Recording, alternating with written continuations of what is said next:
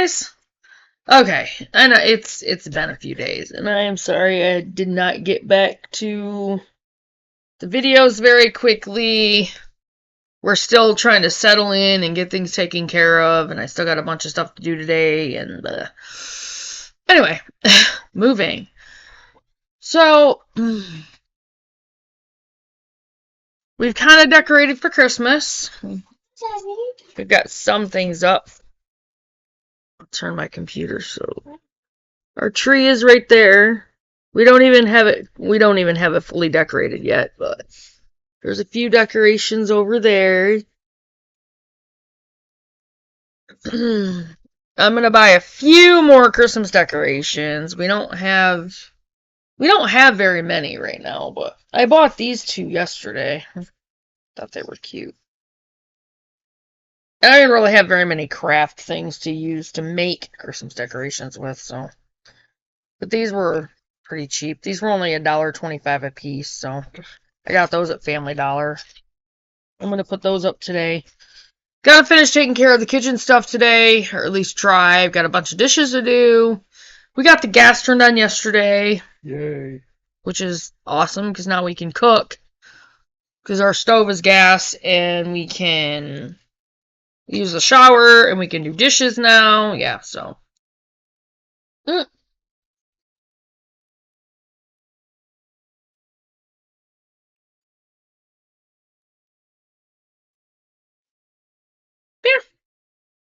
I wanted to show you guys something, since we're here now, and I can do this without having to worry.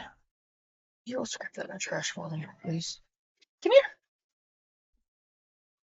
Come here. I want to show you guys our addition to our family. This is Cinnamon. Isn't she cute? She was a little stray kitten. And we snagged her. She's very restless. She doesn't like to be held, but she's very cute. She's probably about 10 or 11 weeks old now. She was pretty small when we got her, but we had to kind of keep it hush-hush because of where we were, because we didn't have the $350 to put down for a deposit, so that was the reason for the weirdness of some of the videos at that point, but it's all good now. Anyway, so I wanted to just jump right in and do another informational video since it's been so long. This one is from the Homestead Beginnings, and this is called, and I'm pretty sure this is going to be a popular one, especially with most people's money situations, including ours. It's called How to Start Homesteading When You're Flat Broke. And it's from Backroad Bloom Old Fashioned Homemaking. And I'm just going to jump right in and start in on it. So, we'll go over some of the homestead startup costs and how to start a homestead from scratch with nothing and little to no finances. You've read up on what homesteading is. You've set some of your first homesteading goals, and now you're ready to get started. But wait, you're just making it by on paycheck to paycheck. How are you going to afford this whole homesteading thing? That's us. Don't fear, contrary to popular belief, homesteading does not have to cost you an arm and a leg. Of course, like with anything, there are glamorous ways that you can go about it that will make it cost an arm and a leg. But that's not what we're going for, right? Right. First things first, assess your money situation. If you really are flat broke, maybe now is a good time to figure out why. After all, it's valuable skills to have as a homesteader to be able to manage money well. Live frugally if necessary and utilize your resources. If you're going to jump into homesteading, you need to be able to handle your finances well and save enough extra money over time to be able to cover the expenses of some of your bigger homesteading projects that you'll get to in the future. That will come with time, but even if you're flat broke and don't have any extra money, you can still start homesteading today. How much money do you have right now to work with? How much would you be able to put aside each month towards homesteading goals or projects? Even if it's hardly anything, don't disregard it. Every little bit counts, especially when you are just starting out. Try to take note of your financial situation on a piece of paper so that you know exactly how much money you do or don't have to work with. Also take note of your resources. What spaces do you have? Tools, equipment, friends with resources or knowledge? Anything that can be used and utilized for homestead projects, to be sure to write them down so that you know just what you're starting with.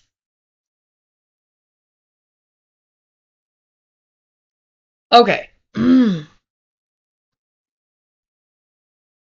going to turn this a little bit because the sun's kind of right in my eyes. It's either in my eyes or glaring off the screen. Okay. Possible homestead startup costs. Land. This is the very first one because this is one of the main startup costs that keeps people from living their homestead dream. If they have some, they don't think they have enough, and if they don't have any, they think they can't homestead.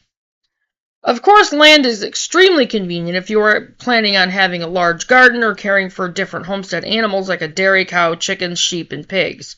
Land is not necessary, though, to start homesteading. This is just the beginning for you, and you shouldn't think you need 2 dairy cows, 3 pigs, a couple dozen chickens, and a 100-square-foot vegetable garden to be a homesteader. Those things will come with time. Remember, if you checked out your post here on what homesteading is, then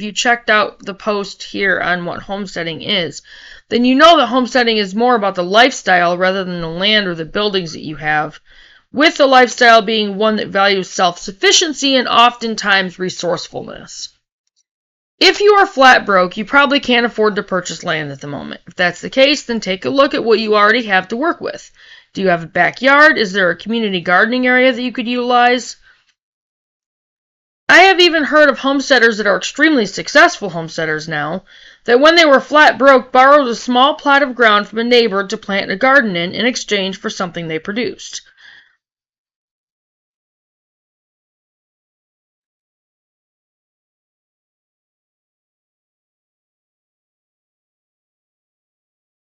I lost my spot. Oh.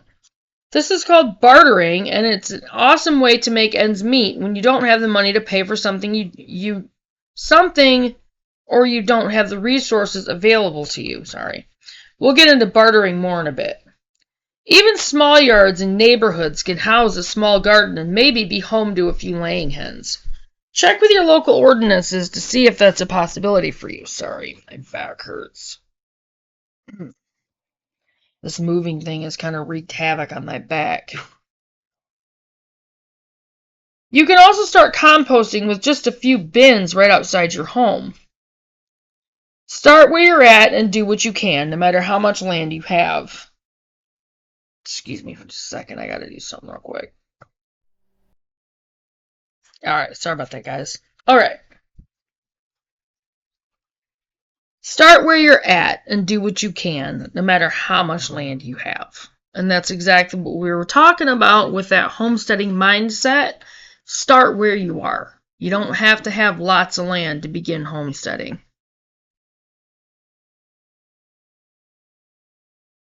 Land does help,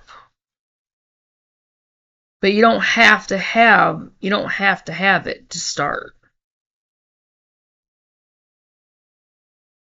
All right, animals. Obviously, the more land you have, the more animals you're able to care for. Whether you have land or not, homestead animals are a cost in and of themselves and can be upwards of a few $1,000s at times. That's if you are insistent on buying all their feed. And we've already discussed this. Here are some average costs of typical homestead animals. This is just the cost of purchasing the animal, not providing feed, shelter, water, etc. Keep in mind these costs will fluctuate depending on a number of different factors such as the area you're in, the economy, etc.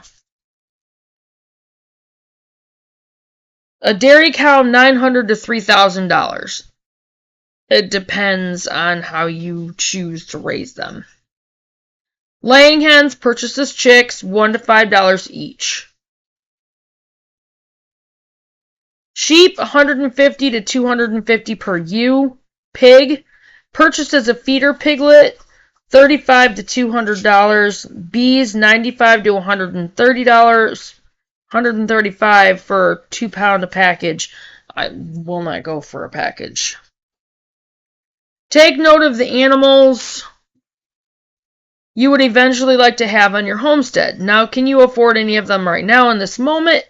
What about if you save for a few months? What would you be able to afford? Also, be sure to only be thinking about animals that are in your long-term homesteading goals. If it's not in your long-term homesteading goals to raise meat chickens, then don't worry about them now. Even if you can't get all of the animals you want to raise right now, you can start learning how to raise them, collecting supplies you may need, and preparing yourself in every way you can.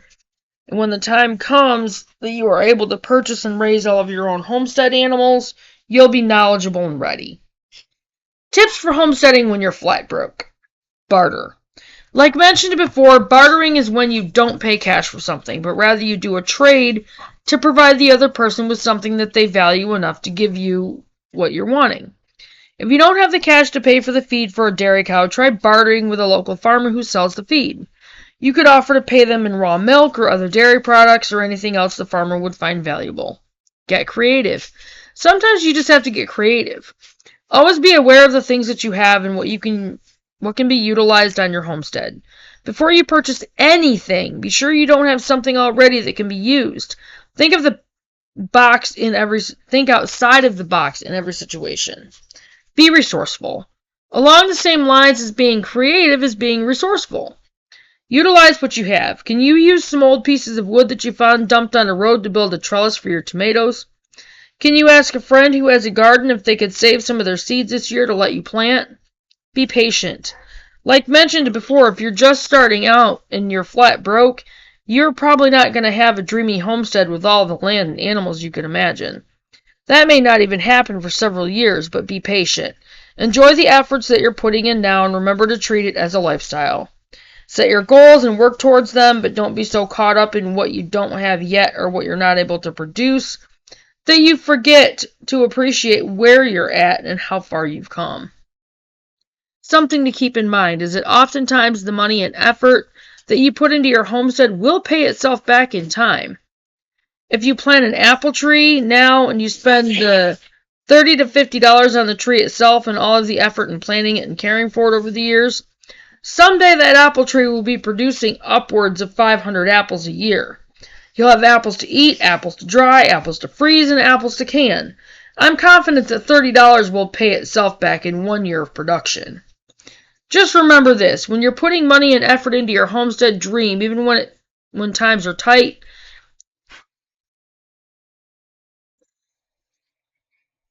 if you're smart about the way you do it and make conscious decisions to invest in things around your homestead that will produce and pay you back for years to come, then you know the money spent will be worth it. Finally, always remember that there are a plethora of ways that you can live more self-sufficiently, no matter where you live or how much money you have. You can make your own household and beauty products, which can oftentimes save you money.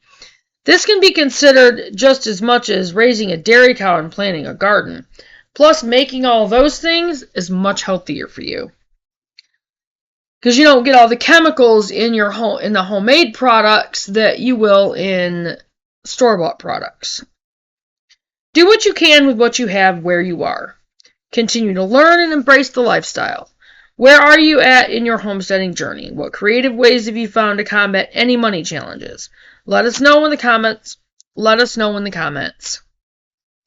And I would love to know where you're at and some of the challenges that you're dealing with right now. I've been pretty open with the challenges that we're dealing with. Yeah.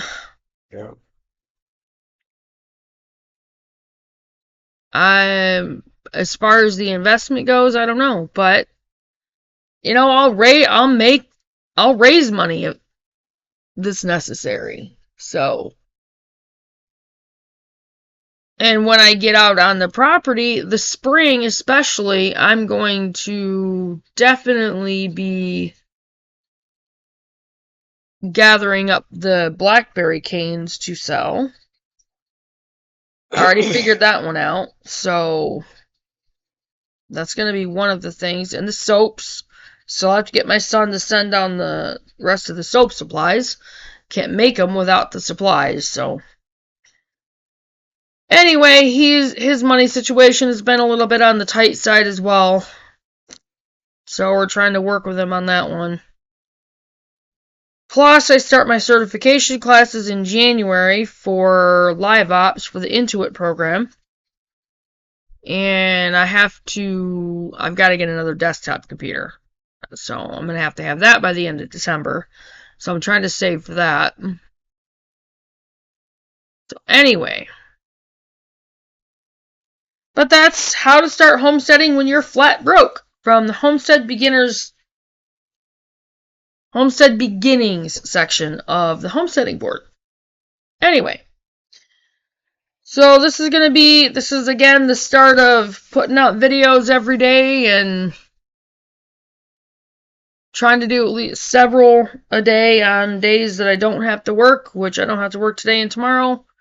I do work Saturday and Sunday, but we'll work around things, so. I will get off from here and get this uploaded, and yes, the intro will be on it, and I will see you guys on the next video. Bye, guys.